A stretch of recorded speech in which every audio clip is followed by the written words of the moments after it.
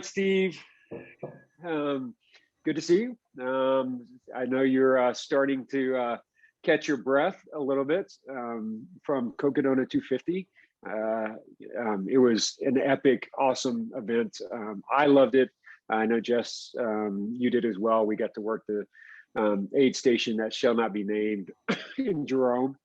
And it was a lot of fun just being out there to see the runners and support the runners. I know Jess and I both, were poking each other about, hey, so you're going to run it next year, right? So Yeah. we had a lot of fun, and it was really enjoyable. And Jess, I know you had a good time as well, right? Oh, absolutely. It was wonderful. It's very inspiring to be around that kind of positive energy with all those people and their crews and stuff like that. Really traversing one of, if not the most epic course in trail running, like in the United States, I would say. Just an amazing course. And I'm left with so many questions for you, Steve, because people talk about strategy for running 255 miles but and sleep schedules and how did you eat and stuff like that. But my questions are all those to you. Like, how do you race direct something like this, of this magnitude, and still take good care of yourself? I mean, people directing a 100-mile race are up for 36 hours, 48 hours. I mean, did you sleep at all the whole week? Yeah, I did not sleep much the first half of the week, but the second half of the week, I did get some good sleep. I had a first on this event. Working events and sleep deprivation is not something that's new to me, but a first this event, I've fallen asleep standing up before, but I've never fallen asleep and then standing up and fallen over. Oh no. You always kind of catch yourself. But this event, yeah, I fell over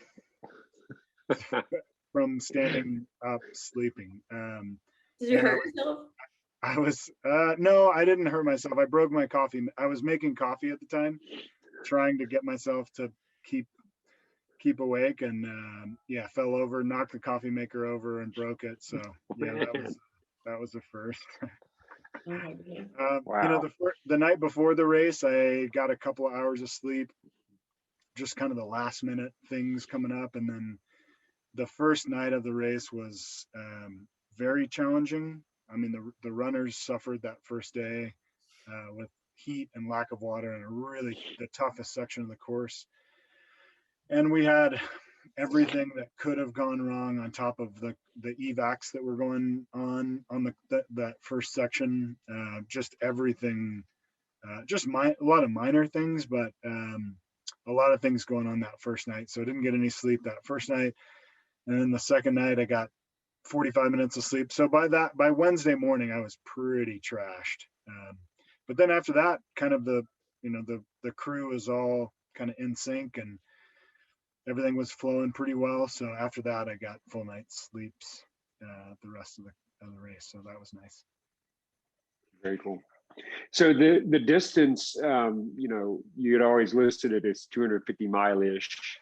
I know, there was the talk around 255, 256, and then the conversations about the elevation.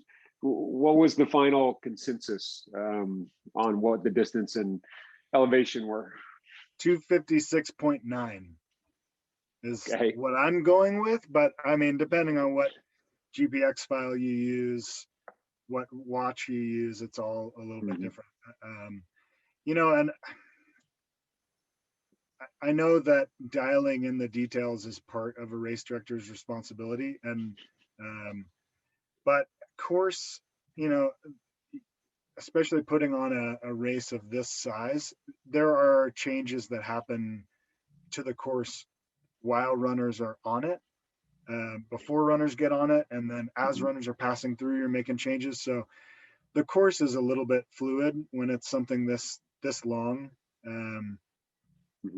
So, it's always 250 miles is the approximate distance, and it ended up being right around 257. But, it's for me, Yeah, it's trail running, and it's the you know, you're adding on, you know, just with bathroom breaks, you probably add in a half a mile.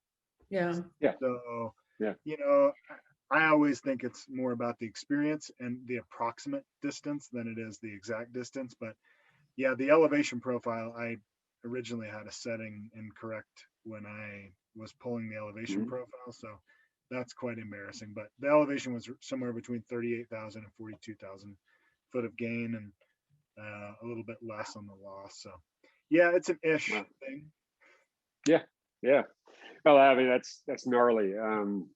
Either way, and those climbs are nothing to scoff at. I mean, I got to do a little bit of them, and they are, you know, they're steep and gnarly, tough days. And the first day, as you mentioned, was really tough. I think that threw a lot of curveballs at people. I mean, I know from being there, the cutoff times were extended just from the learning there. What, in retrospect, what do you think the drivers were for that um, surprise, or was it there to be had, and just, you know, people coming out for the first time, new course? What's your thoughts now? Um, we advertised that first section as extremely steep, rugged, hot, exposed, no cell phone service. You know, just it's a really remote section, and we knew it was hard, and we knew it was going to be hot. Mm-hmm. We advertised it as such, uh, but it was harder and hotter than we probably expected. Definitely more so than the runners expected, and I think that the main thing is it was taking them so much longer than they thought. Mm-hmm. You know, even the front, well, especially the front runners. You know, I had predicted that 11 or the 20-mile stretch for the lead runner to be able to do it in 4.5 hours. And so I think the lead runners looked at that and they're like, okay, cool, I know how much water I'll need for that. But they were taking 7 hours. So, you know, that it just takes a toll on you being out in the heat for that long. And it's definitely a rugged stretch. I mean, it's steep and loose, up and down. It's a tough section. So, you know, next year Mm-hmm. we're going to add a water station, a water drop in between to make that 20 and a half Mm-hmm. mile stretch, you know, more doable, where you don't, runners aren't running out of water, which everybody was. But Mm-hmm. also the timing estimates will be a lot better dialed. You know, We were glad to be there. I missed Mike Verstig coming through. I can't remember what I was doing, but got to see Mike McKnight and Dax and some of those guys come through, and you know, we were able to be there, be ready for them. It was a lot of fun, and just seeing those front runners is always cool. I mean, they're superhuman in what they're doing. Now, Mike Verstig, he led wire to wire, didn't he? you know, he is from Arizona and has lived pretty much every play, a lot of places along the course, Mm-hmm. um, and is well used to the heat and the dry out here and the steep and the rugged terrain. He's trained on it, so he definitely had an advantage over the folks that were coming in not heat trained. Mm-hmm. And he's an excellent runner. Not to say that there's, he's not, but yeah, he was well out in front for the majority of the race. Yeah. Yeah, definitely was definitely in charge of that for so much of the race. And we got to see Mike McKnight come through, and I was just in admiration for the world of hurt he was in, and he was just, you know, dead focused on continuing, but he was in a lot of misery. He did end up dropping, I think, a few hours after our aid station. So I haven't heard kept up if he's doing well now, but I hope he's bounced back. Yeah, I talked to him yesterday. He's doing, he's feeling good, recovering, and going back to the hospital today or tomorrow to have another set of blood work done to make sure his kidneys are back in correct working order. So seems like he's doing okay. He's already committed to coming back next year, which, if that gives you an idea of the level of his perseverance.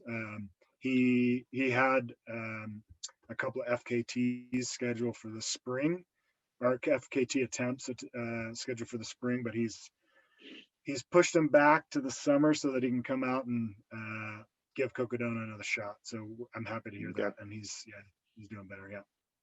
Good. I wanna interrupt here and go back to, we talked a little bit about the course, talked a little about that first section.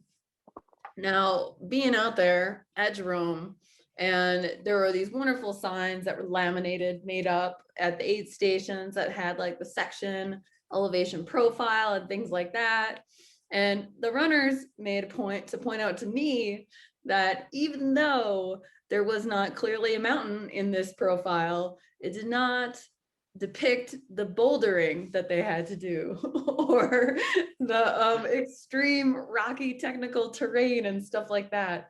So I wanted to just kind of circle back, and we talked about the elevation profile, but that doesn't always tell the whole story. Can we talk about the diversity of this course and just kind of the different environments and trails that people go through? Yeah, yes, for sure. So you can see behind me, I'm at the top of Mingus Mountain right now, looking, going out scouting after our call right now for a different route down into Jerome.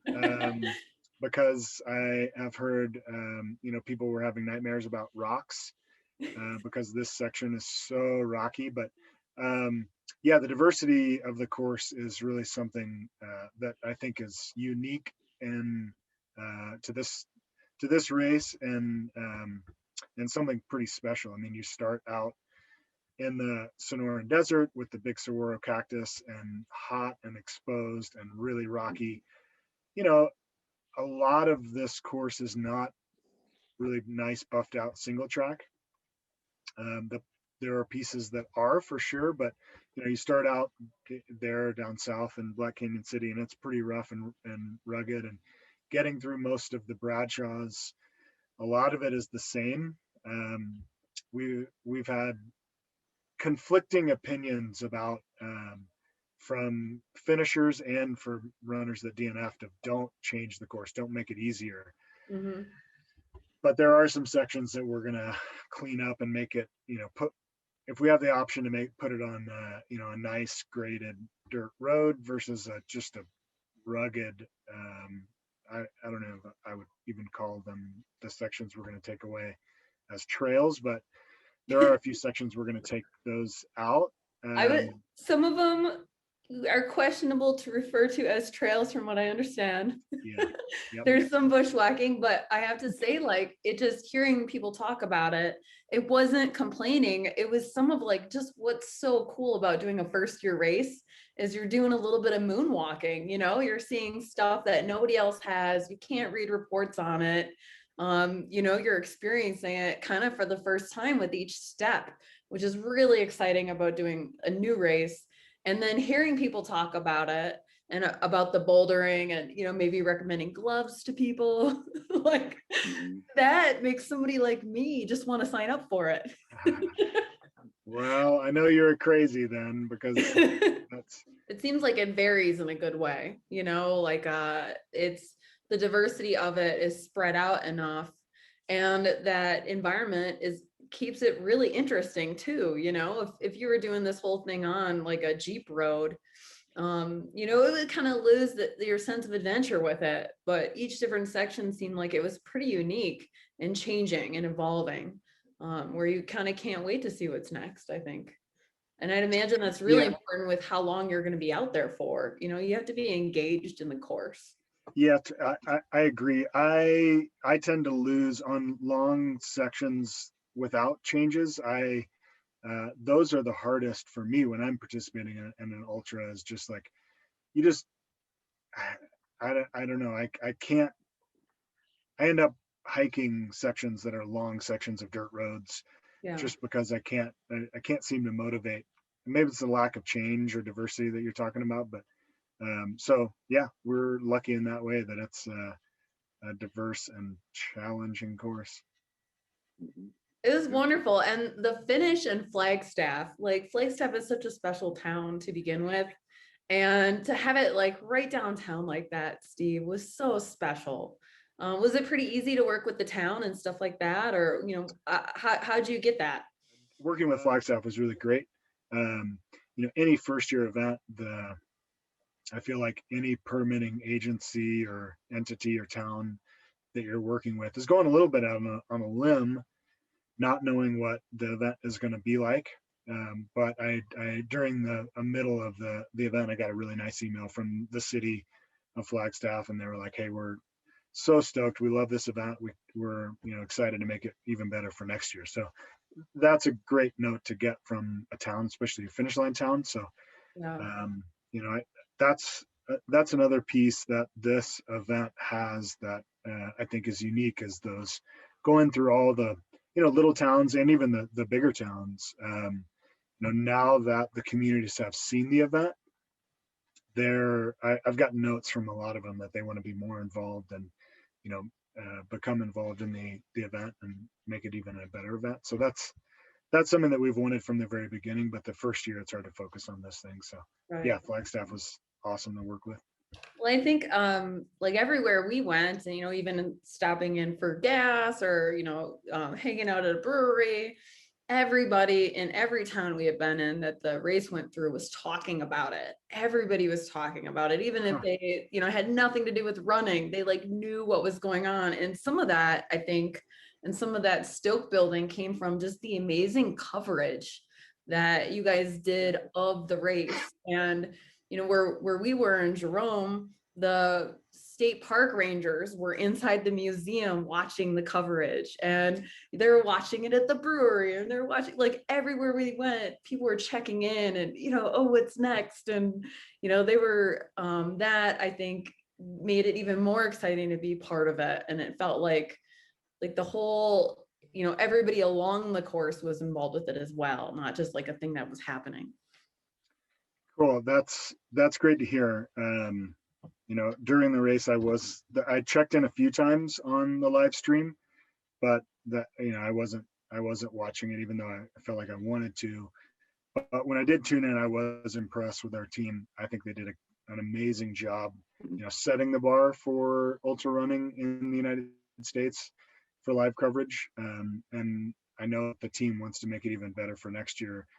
And it made it really interesting the most we've seen of live coverage of a 200 miler up to this point in the US has been just watching the spot tracking of the runners along the course. And it's interesting, but it's maybe not exciting. But this made it to where you really felt like you knew what was going on in the race, and as a spectator, you could get excited about it. And that's something that I think is really cool. That it's not ultra running is not really a spectator sport, but this kind of made it possible for it to be. And especially working with the towns here that were watching it and excited about it. Yeah, it's pretty cool. I mean, they use the term of really trying to make it like following the Tour de France. That's the bar that they're going after, which that's pretty incredible. So yeah, I'm stoked to see what they come up with for next year. Sure. So 108 out of 168 runners finished, right? So 64%. My numbers are right. That's impressive. I think the over-under was around 50%.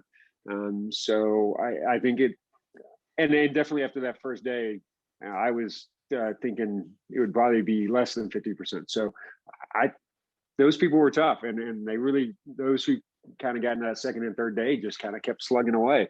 Was that 64% surprising at all to you at the end of the day? No, not really. So the average drop rate for or a 200 miler is 20 to 30%. And higher on the 30% end if the weather's tough, which we definitely had that. So but after that first day, I was expecting it to be a little bit higher, which it ended up being a little bit higher. I think we ended up at like 36 or 38% drop, but no, that's what I expected, especially after that first day. A race of this distance, you have time to recover.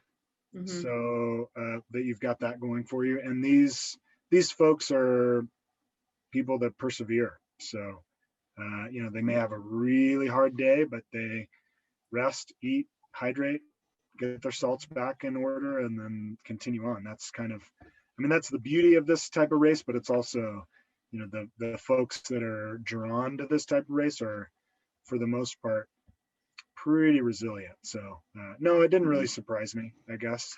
I wish it was a little bit higher finish rate, but with some changes that we need to make for next year, I think it'll be higher. Plus, people will know, the chatter will be out there about the toughness of that first day. So I think we'll see an increase in finish rate. Yeah, they'll be able to maybe train specifically for those like exposed runs with minimal water, stuff like that, like kind of informed training going forward.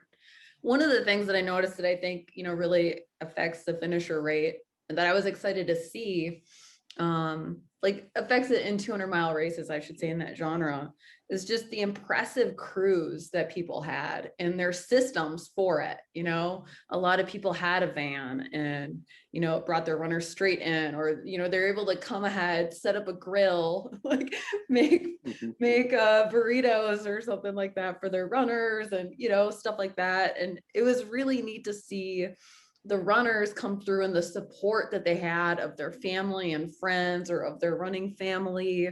That was really on display in a beautiful way over this race. And, that would be something I'd be really curious of. And I was hoping too, Steve, to like go off in different tangents.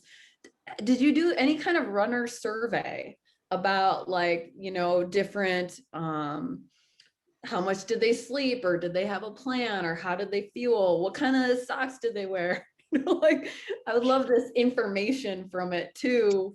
Yeah. So side note on that, but the runner crews were just super impressive. And, I'm usually somebody who I've never ran a 200-mile race, but when I do 100-mile ones, I usually just do it on my own, Yeah, I think you hit on one of the beautiful pieces of ultra running, and maybe less so in 100-milers, although I think it's that's always been one of my favorite part of 100-milers. But these longer distances, the support of crew and pacers is it's not essential. There are plenty of people that do it on their own with just drop bags, but for me, in terms of the experience, it's essential for me. I would never want to do it solo, not because I don't think that I could, but more so it's so much more of a rich experience with the crew and the pacers. And man,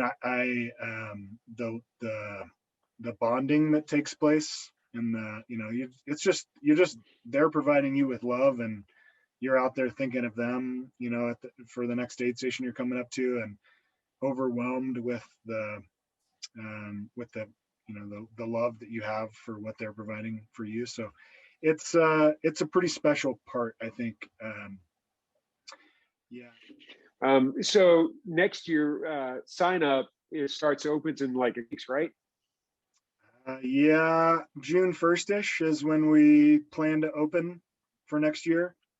Okay. We need to get a couple of green lights from permit agencies, but we have the dates set already. Those dates are May. Just want to make sure I get it right. May 2nd. I need my pen. May 7th. Yeah, right. May 2nd through the 7th. So basically the same timeline for that we had for this year. So questions on that. Is there a cap on runners? What is the limit on how many people you're letting in? And do you maintain a wait list? Great questions. We're not 100% certain on cap for this year. For next year, we will not go over 500 runners. which it's a huge jump. You know, Jamil he always has big aspirations, and he wanted this first year event to be 450 was the cap, which I'm like, dude, that's crazy for a first year event. And I'm really glad we ended up with less than that. You know, I think with our learnings from this year, we can handle 500 and really get the logistics dialed for 500. I'm kind of hoping more for 400, but like I said, we won't allow more than 500 on the course. Fortunately, there are no permitting agencies up to this point that have put a cap on the race. You know, really, it's a pretty spread out affair. Right. But with 500, we'll feel it. It won't feel as spread out for sure. So we've got our work cut out for us to get up to that many. But I think with the coverage and the buzz around it, we could see 400 to 500 runners, which we'd be stoked for. Yeah. The other thing too, I wanted to make sure I mentioned was just how beautiful of a job you guys did on that buckle. And it's substantial. You know, I got to see them at the finish line, and you know, that copper, it's got some weight to it. But it's just really gorgeous. And as much as people run things for the experience, it's really nice to have something like that to hang on to kind of, you know, commemorate an event like this. And for such an epic race and course, and Arizona is just wonderful. I think that buckle is just pretty perfect. And I just wanted to say, like, well done on that too. Thanks. Yeah. That's something that we're focused on getting that local feel to. So it's copper from Arizona. You know, there's a lot of copper mining in Arizona. It's made by a guy here in Arizona as well. So, and then the design has a bunch of elements from the race course. So we're very happy with the buckle as well. We hope the runners are too. I've seen a lot of pictures of runners with the buckle, you know, so that's cool to see. Yeah. Thanks. Yeah. Thank you. I would have mine. I think Corinne said, you know, on a necklace around my neck, just so I could wear it all the time. Yeah. So well, there is. I had one request for a high resolution logo for a tattoo. Oh wow! I know there's at least one tattoo out there so far. That would be worth it. And if you can survive this, you can definitely survive another tattoo. So, you know, the feedback has been really positive. Overall, you guys did an incredible job. I mean, from the spirit of the race to the execution of such a massive race in the first year. You know, kudos to you and the entire team for doing a really awesome job. I think you raised the bar in more than one way in terms of beyond just distance and coverage and experience. So I think Cocodona 250 is here to stay, and I think you guys should be very proud of what you did. Thanks, Dave. Yeah, it's definitely here to stay. That's for sure. At least for a while longer. I feel pretty lucky to have worked with Aravaipa. It's a great team. Everybody worked super hard to pull it off, and wait till next year. It's going to be that bar is going to be raised even higher. So right. I can't wait for everybody to experience that and the improvements. Mm-hmm. Yep. What's next on the docket for you? I've got quite a bit of cleanup still to do on Cocodona. I'm working on, like I said, a reroute into Jerome today, and then headed to Moab to play for a little bit, and then have some guiding to do with you and based out of Leadville, and have some guiding to do in New Mexico and Washington State, and a few other races to put on, a couple of mountain bike races, a couple of running races. So just getting busier than I felt like I wanted to get when I took on this van lifestyle. But you know, there are opportunities that are hard to turn down. So life's pretty good. Yeah. Yeah, we're excited to have you joining us with Top Out Adventures. It can be pretty awesome to have somebody with your experience out there. You'll be able to tell some really good stories to the people going along with us in Leadville. And I'm still hoping to drag you down on a trip to Mexico as well. So it's going to be a lot of fun. We're going to have some fun this summer. Yeah. All right. Sounds good. Yep. Well, thanks. We really appreciate everything. Thanks for the opportunity to volunteer, and I've already marked my calendar for next year. So Well, good. it's going to be stable for me. Really all the thanks go to you guys. I'm the one that needs to be thanking you. Thanks so much. I mean, Jerome had its challenges for sure. So and you guys filled in with food, and I'm really thankful for the support you had for our runners. So thanks. Absolutely. Thanks. Steve, yeah, thank you again for the contribution that this race is to our sport. It's really something beautiful. And I think that it enhances our community, and it's kind of the best of us on display throughout Arizona. And it's just a really special thing that you've made. So I just want to appreciate you and acknowledge you for that. I really can't wait to be a part of it again in some kind of way. And if you need my 8-station cinnamon roll recipe, I'm here for you. Okay. Oh, yes. Yeah. Sounds good. Okay. Well, give Corinne a virtual hug for me and tell her hi. All right. Very good. We will. Thank you. All right. Okay. Thanks. Bye. Take care. Bye.